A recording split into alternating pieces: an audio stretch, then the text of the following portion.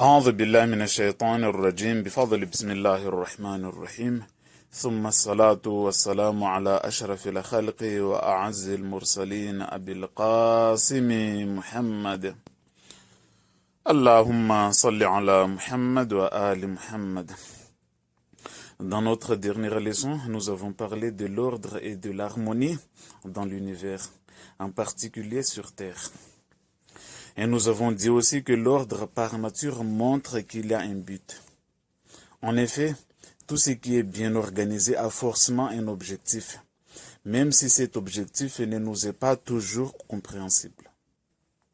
Ainsi, l'existence même d'un ordre prouve qu'il y a un but derrière.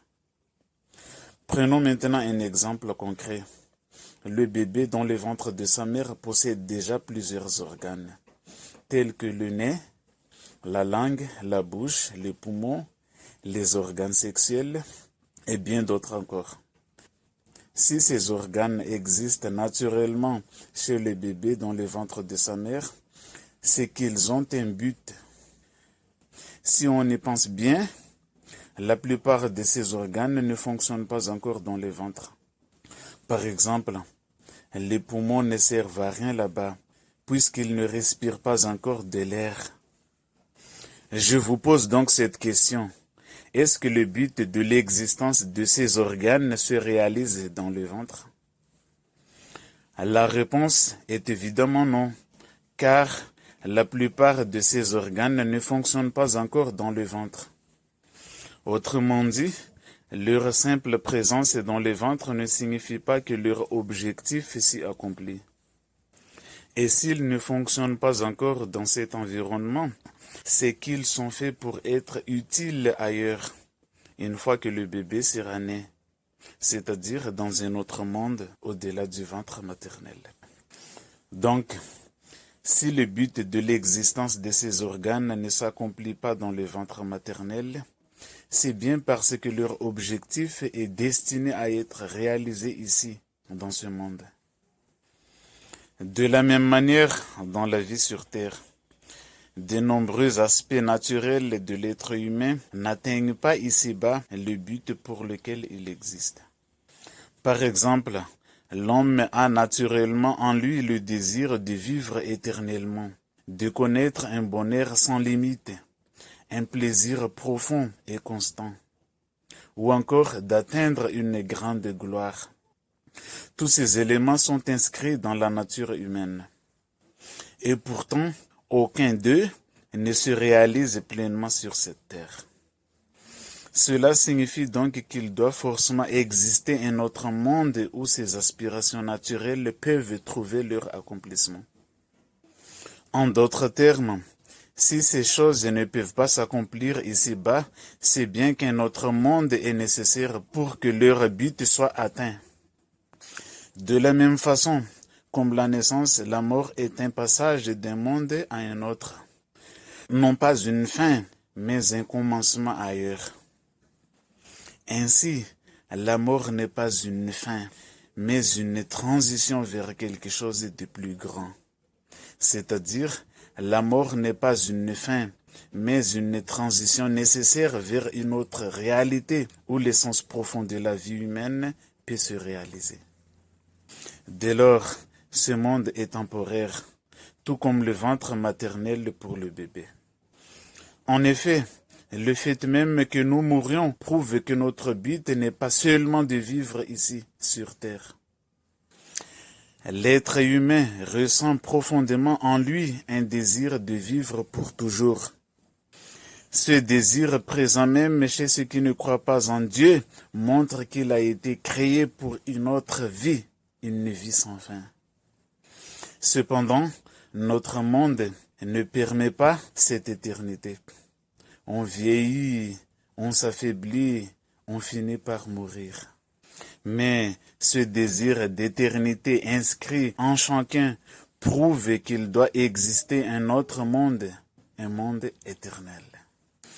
De plus, même le développement de la médecine qui cherche à prolonger la vie montre que l'être humain cherche naturellement à vivre plus longtemps. Toutefois, cette quête est vaine ici-bas, car ce monde n'est pas fait pour l'éternité.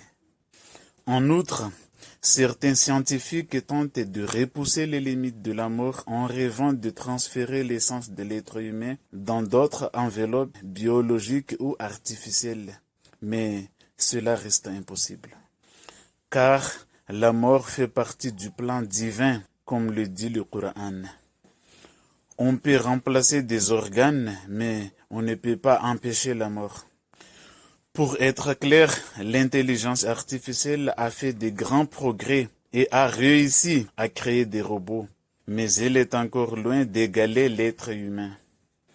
Les robots n'ont pas de véritable conscience ni émotion réelle. Leur intelligence est encore spécialisée, pas générale comme celle de l'homme. Reproduire le corps humain avec la même souplesse, sens du toucher, coordination fine, etc. est encore très difficile, pour ne pas dire impossible. D'autre part, l'ordre dans l'univers prouve qu'il y a un but, et donc un créateur intelligent derrière. Même si on ne le voit pas, l'harmonie du monde est une preuve de son existence. En fin de compte, ce que nous voulons à travers cette leçon, c'est d'apprendre à aller au-delà du visible, à réfléchir au sens profond de l'existence. Ce qui m'étonne, c'est de voir comment une personne peut être convaincue qu'elle est faite pour vivre éternellement tout en refusant de croire en l'existence de la vie éternelle. Elle reconnaît être faite pour vivre pour toujours, et pourtant elle rejette l'idée même d'une vie éternelle. C'est là une contradiction. Ils veulent vivre pour toujours, mais ne croient pas à une vie éternelle après la mort. Le deuxième point qui m'étonne, c'est que beaucoup de gens cherchent un bonheur absolu ici sur terre, alors que ce n'est pas ici que ce bonheur parfait se trouve. Ils se sont trompés en pensant que la vie et l'existence se terminaient ici sur terre.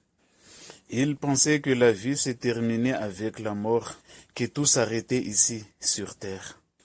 Mais en réalité, ils se trompaient, car la mort n'est pas la fin. C'est juste le début d'une autre forme de vie dans un autre monde.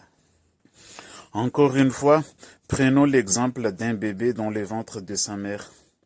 Il ne sait pas encore qu'après sa naissance commence une vie bien plus grande que celle qu'il a connue dans l'utérus. Ce n'est qu'après être né qu'il réalise que la vie dans le ventre n'était qu'un court passage. De la même manière, l'être humain sur terre ne perçoit pas encore la vie éternelle qui suit la mort, même s'il est intérieurement convaincu qu'il a été créé pour vivre éternellement. Ce n'est qu'après la mort qu'il se rendra compte que la véritable vie commence réellement. Une vie de bonheur et d'éternité. Une vie qui est en accord avec la nature humaine. En somme, nous vivons sur terre sans réaliser qu'il existe une vie bien plus grande après la mort. Au fond de nous, nous sentons que nous sommes faits pour vivre heureux et éternellement. Mais nous ne le comprendrons vraiment qu'après la mort, là où commencera la vraie vie, celle qui correspond véritablement à notre nature. Ainsi s'achève notre leçon. Merci pour votre attention jusqu'à la fin. Nous nous retrouverons très prochainement pour la suite, Inch'Allah. À très bientôt. Walhamdulillahi Rabbil Alamin. Allahumma salli ala Muhammad wa ali Muhammad.